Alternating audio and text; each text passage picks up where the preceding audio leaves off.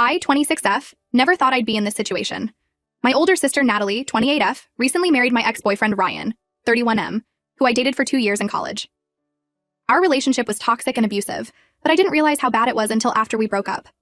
Growing up, Natalie and I were inseparable despite our 2-year age gap.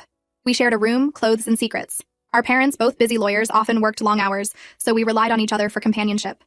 We'd spend hours playing make-believe in our backyard, creating elaborate fantasy worlds where we were princesses or spies. As we got older, our bond remained strong.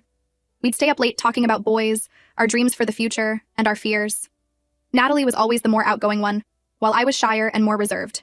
She'd encourage me to come out of my shell and would always stick up for me if anyone tried to bully me at school.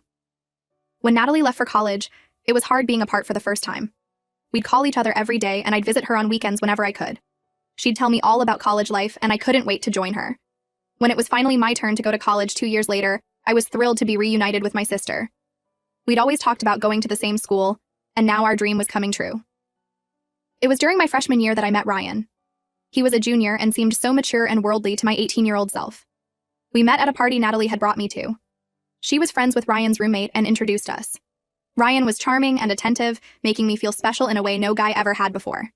He asked for my number that night, and we started texting constantly. Our first date was magical. Ryan took me to a fancy restaurant off campus, somewhere I'd never have been able to afford on my own. He ordered wine for us both, even though I was underage, making me feel sophisticated and grown up. We talked for hours about our families, our dreams, our favorite books and movies. It felt like we had everything in common. Things moved quickly after that. Within a few weeks, we were officially a couple. I was head over heels in love for the first time. Ryan would surprise me with flowers and little gifts. He'd leave sweet notes in my textbooks for me to find during class. He always wanted to spend time with me, which I found flattering. Looking back, I can see the red flags that were there from the beginning. Ryan would get jealous if I talked to other guys, even just classmates working on group projects. He'd question me about my male friends and suggest I shouldn't hang out with them anymore. He'd make comments about my clothes, saying certain outfits were too revealing and I should change. But at the time, I thought he was just being protective, and that it meant he really cared about me. As the months went by, Ryan's controlling behavior escalated. He'd get angry if I didn't answer his calls or texts right away. He started showing up unannounced at my dorm room or the library where I was studying. He'd accuse me of cheating if I was even a few minutes late meeting him somewhere. I started walking on eggshells around him, afraid of setting off his temper. I confided in Natalie about some of Ryan's behavior, but I downplayed how bad it was. I was embarrassed to admit I was in such a toxic relationship. Natalie expressed some concern, but I assured her everything was fine. I didn't want her to think I couldn't handle my first serious relationship. The physical abuse started about a year into our relationship. The first time it happened, we were arguing about me going to a party without him. He grabbed my arm so hard it left bruises. He was immediately apologetic, crying and begging for forgiveness. He swore it would never happen again. I believed him and didn't tell anyone what had happened. But it did happen again. And again. The abuse got worse over time. He'd slap me, push me, throw things at me. Once he punched me in the stomach so hard I couldn't breathe. Another time he choked me until I almost passed out. After each incident, he'd be remorseful and shower me with affection, promising to change. I kept hoping things would get better, that the sweet guy I'd fallen for would come back. I became isolated from my friends and family. I stopped hanging out with anyone but Ryan. My grades started slipping because I was so stressed all the time. I lost weight because I was too anxious to eat. Natalie noticed the changes in me and tried to talk to me about it, but I pushed her away. I was ashamed and afraid to admit what was really going on. The final straw came just after my 21st birthday. Ryan and I had a huge fight because I'd gone out for drinks with some girlfriends to celebrate. He was furious that I'd gone without him. When I got home, he was waiting in my apartment. He had a key by then. He flew into a rage, hitting me repeatedly and threatening to kill me if I ever tried to leave him. I genuinely feared for my life that night. The next day, while Ryan was at work, I packed up as much as I could and fled to Natalie's apartment. When she saw my bruised face, she broke down crying. I finally told her everything. She wanted to go to the police, but I was too scared. Instead, she helped me block Ryan's number and social media accounts. She let me stay with her until I found a new apartment where Ryan wouldn't know the address. The months after the breakup were incredibly difficult. I had nightmares and panic attacks. I was jumpy and afraid to go out alone. I finally agreed to see a therapist, which helped me start to process the trauma of the abuse. Slowly, I began to heal and rebuild my life. Natalie was my rock during this time. She'd stay up with me when I couldn't sleep, hold me when I cried, and reassure me that I was strong and would get through this. She went with me to therapy appointments and helped me catch up on the schoolwork I'd fallen behind on. Her support was invaluable in my recovery. Over the next few years, I focused on myself. I threw myself into my studies and graduated with honors. I got a good job at a marketing firm in our hometown. I made new friends and even started cautiously dating again. I felt like I was finally in a good place. Then, about 6 months ago, Natalie dropped a bombshell on me. She and Ryan had reconnected and started dating. I was blindsided. How could my own sister, who had seen firsthand what Ryan had done to me, be with him? I felt betrayed and sick to my stomach. Natalie claimed Ryan had changed. She said he'd been to anger management classes and therapy. She insisted he was a different person now. But I couldn't believe it. The Ryan I knew was a master manipulator. I was sure he was just putting on an act to fool Natalie. I begged Natalie to reconsider, reminding her of everything Ryan had done to me. But she dismissed my concerns, saying it was all in the past and I needed to move on. She accused me of being jealous and trying to ruin her happiness. Our relationship, once so close, became strained and distant. My parents were conflicted about the situation. They didn't approve of Natalie dating Ryan, knowing what he'd done to me, but they also didn't want to alienate their older daughter. They tried to stay neutral at first, which just made me feel unsupported and alone. Things escalated quickly. Within a few months, Natalie and Ryan were engaged. They planned a whirlwind wedding, seeming eager to make things official before anyone could talk them out of it. I told my family I wouldn't attend the wedding. I couldn't bear to watch my sister marry my abuser. Natalie was furious, accusing me of trying to ruin her special day. My parents finally took a stand and said they wouldn't go either if I wasn't welcome. The wedding was last month. Since then, Natalie, Ryan, and Ryan's family have been harassing me nonstop. They've been spreading vicious lies about me to our extended family and mutual friends. They're claiming I'm mentally unstable and that I made up the abuse allegations out of jealousy. Ryan's mother even called my workplace, trying to get me fired by claiming I was an unstable drug addict, which is completely false. I've blocked them on every platform I can think of, but they keep creating new accounts to contact me. They show up at my apartment unannounced, pounding on the door and yelling. Ryan has threatened to expose me by releasing private photos or videos from when we dated. I'm not sure if he actually has anything, or if he's bluffing, but the threat alone is terrifying. I'm at my wit's end dealing with their harassment. I'm considering getting a restraining order, but I'm not sure if that will make things better or worse. I just want them out of my life for good. The stress is affecting my work and my health. I've started having panic attacks again, something I haven't experienced in years. I feel like I'm living a nightmare. The person who was once my best friend in the world is now married to the man who abused me, and they're both seemingly intent on destroying my life. I don't know how to make it stop. Update 1. It's been about a month since my last post, and unfortunately things have only escalated with Natalie and Ryan's harassment. After careful consideration and discussion with my therapist, I decided to file for a temporary restraining order against both Natalie and Ryan 2 weeks ago. I had compiled extensive documentation of their harassment, screenshots of their constant messages and emails, security camera footage of them showing up uninvited at my home and workplace, and recordings of threatening voicemails. The judge reviewed the evidence and granted the temporary order. We have a hearing scheduled next month to determine if it will be made permanent. Natalie's reaction to being served with the restraining order was explosive. She showed up at our parents' house in a rage, screaming and crying about how I was tearing the family apart. She accused me of being vindictive and trying to punish her for being happy. Our parents, who have become much more supportive of me in recent weeks, stood firm. They told Natalie that she had brought this on herself by choosing Ryan over her own sister. Ryan's response was even more disturbing. He started leaving threatening voicemails for me at work, blatantly violating the restraining order. In one particularly chilling message, he said he was going to make me pay for trying to keep him away from his wife. He said I would regret crossing him and that he knew people who could take care of me if he wanted. I immediately reported these messages to the police. The day after I reported the voicemails, I woke up to find my car had been vandalized overnight. All 4 tires were slashed and the word liar was keyed into the driver's side door.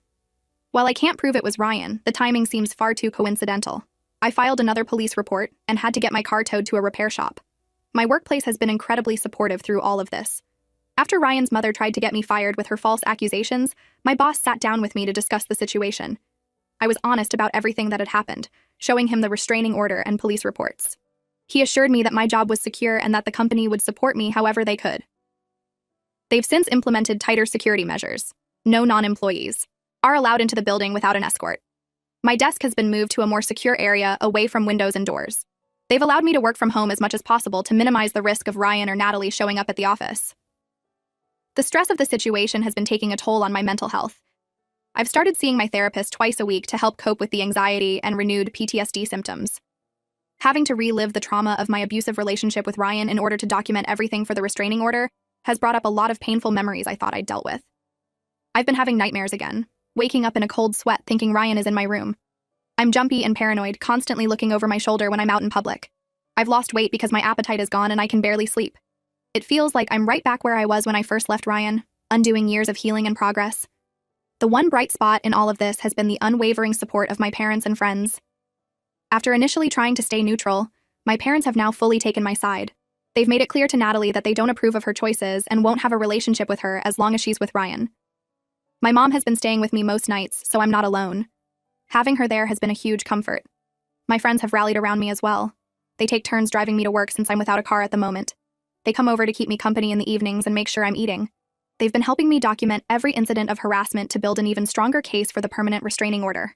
I'm trying to stay hopeful that the hearing next month will result in a long-term order that will finally put an end to Natalie and Ryan's campaign of terror. But I'm also realistic about the fact that they may continue to escalate. Ryan has shown he has no respect for the law or for my boundaries. I'm taking every precaution I can to stay safe, but I'm constantly on edge waiting for their next move. Part of me still can't believe this is my reality. That my own sister, who I was once so close to, could betray me like this. That she could watch me suffer through years of abuse and then turn around and marry my abuser. There are moments when I'm overwhelmed by grief for the relationship we once had and the sister I've lost. But then I remind myself that the Natalie I knew and loved is gone. The person she's become, someone who would deliberately inflict pain on her own sister, is a stranger to me. As much as it hurts, I know I'm better off without her in my life. I have to focus on protecting myself now. I'm trying to take things one day at a time and not let fear consume me. I'm throwing myself into my work when I can focus, trying to maintain some sense of normalcy. I'm leaning on my support system and trying to practice the coping skills I've learned in therapy. It's a daily struggle, but I'm determined not to let Ryan and Natalie destroy everything I've worked so hard to build. Update 2. It's been about 2 months since my last update. The hearing for the permanent restraining order was last week. I'm relieved to say it was granted against both Natalie and Ryan for 1 year. In the weeks leading up to the hearing, Natalie and Ryan's harassment campaign kicked into high gear. They seemed determined to discredit me and paint themselves as the victims before we got to court. They created a website filled with lies about me, claiming I was actually the abusive one in the relationship with Ryan. They said I was emotionally unstable and had a history of making false accusations against men. They even dug up and twisted stories from our childhood, claiming I'd always been jealous of Natalie and was now trying to destroy her marriage out of spite. They sent the link to this website to our entire extended family, all our mutual friends from college, and even my coworkers. While most people saw through their lies, it was still humiliating to have my personal business spread around like that. Some distant relatives and old acquaintances who didn't know the full story started reaching out, asking if I was okay, or expressing concern about my mental health.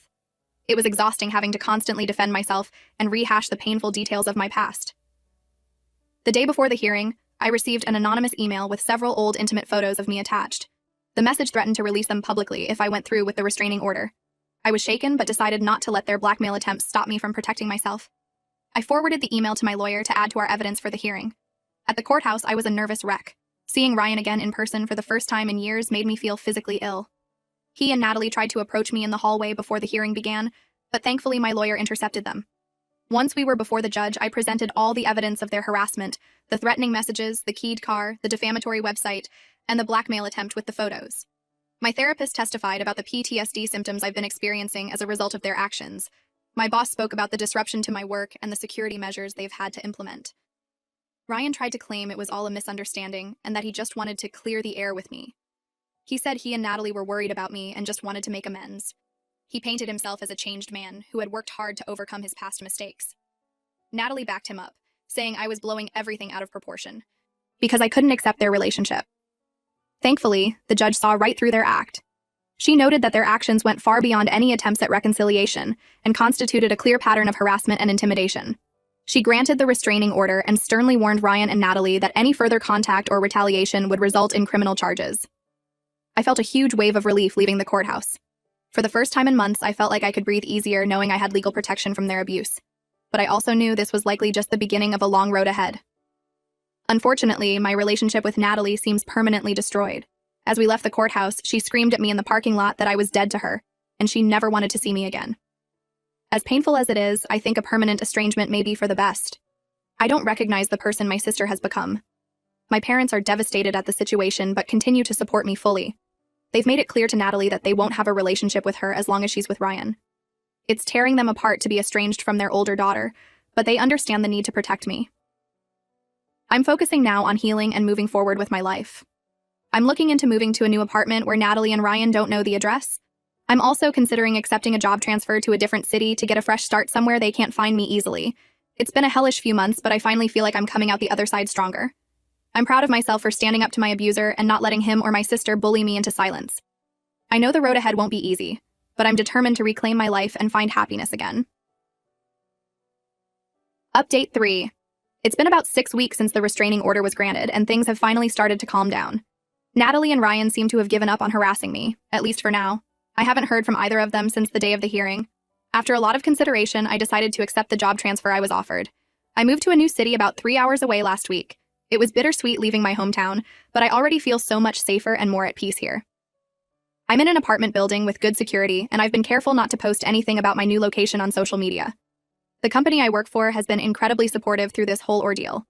They're letting me work remotely most of the time and have implemented extra security measures for when I do go into the office. My new team has been welcoming, and it feels good to throw myself into work without constantly looking over my shoulder. I'm slowly settling into my new apartment and trying to make it feel like home. I've joined a support group for domestic violence survivors, which has been really healing. It helps to talk to others who understand what I've been through.